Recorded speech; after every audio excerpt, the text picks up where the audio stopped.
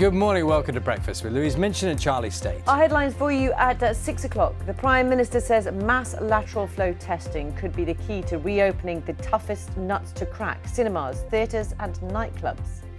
Ex-military personnel dismissed from the forces because of their sexuality can now reclaim the medals that were taken from them. Chris Lewis, the mountain rescue hero who suffered life-changing injuries rescuing campers breaking lockdown. His colleagues urge people to stay at home. Good morning. The rise of electronic payments and the decline of cash.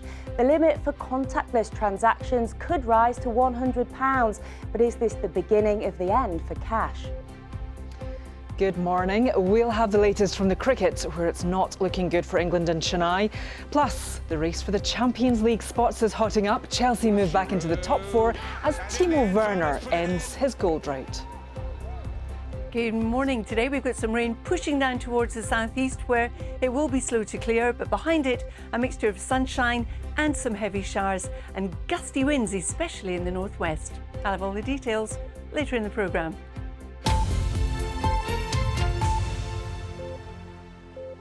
Morning to you. It's Tuesday the 16th of February. Our main story: the Prime Minister has suggested rapid coronavirus tests could be used to help open up the struggling entertainment industry. Boris Johnson stressed he was taking a cautious approach to easing England's lockdown, but said tests that give results within 30 minutes could be used to reopen venues such as theatres and nightclubs, many of which have been closed for almost a year. Sean Dilley has this report.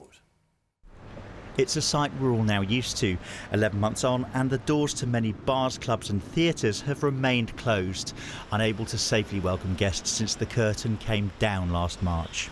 But now, hope for the struggling entertainment industry, as the government says it will publish a roadmap to easing restrictions next week. But what we're thinking of at the moment is more of a route that relies on mass vaccination.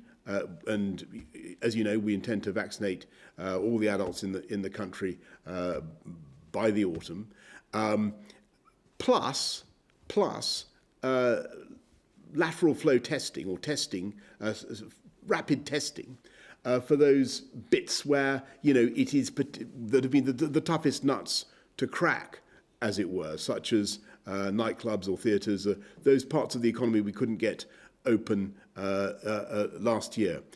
Lateral flow tests like these are easy to take.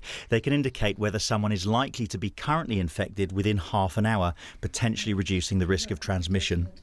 It is incredibly helpful that the Prime Minister is focusing on the plight of theatres.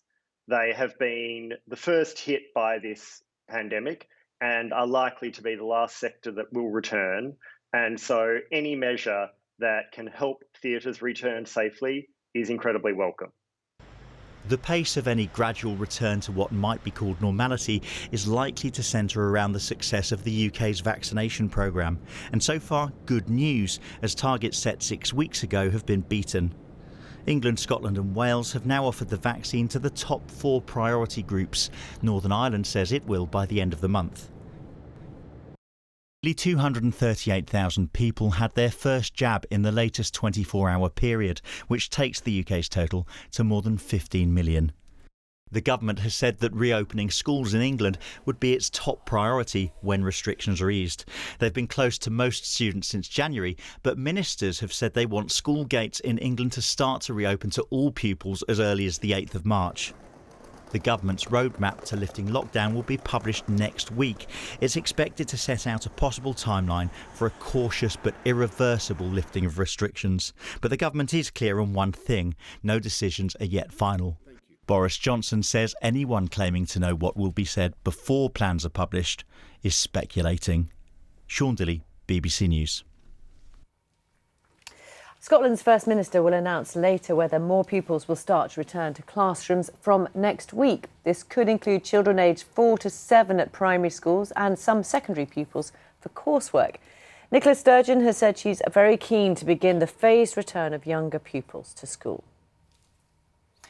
British servicemen and women who were stripped of their medals because of their sexuality have been told they can apply to get them back. The move comes after the ban on LGBT people in the military was lifted in 2000. Our Home Affairs correspondent June Kelly reports. Joe Orosalicha loved his life at sea. He served in the Royal Navy for nearly 18 years as a radio operator. In 1982, he was part of the task force which sailed to the South Atlantic in the Falklands War, and he did tours of duty in other trouble spots. Joe's career ended because of his sexuality, and as part of his dismissal, his Long Service and Good Conduct Medal was cut from his uniform. I wouldn't have minded it had I done something wrong, but the fact was I'd done nothing wrong.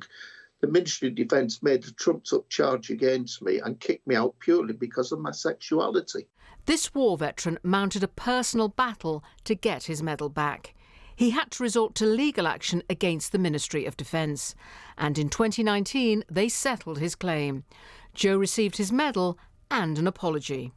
They apologised to me, but that's not enough. I did get my medal back and I was elated over that. But nevertheless, there are thousands of other people out there who have been treated not too dissimilar to myself. Now, more than 20 years after the ban on LGBT people serving in the armed forces was lifted, the Ministry of Defence has announced that other former service personnel dismissed because of their sexuality can finally apply to have their lost medals restored. It's taken a while to get here and I acknowledge that, but you know, today is a good day. Many people thought we would never get here, and giving individuals the chance to apply and have their medals reinstated is a really important step for them. While welcoming this, Joe regrets that some who lost out have died without the honours owed to them. June Kelly, BBC News.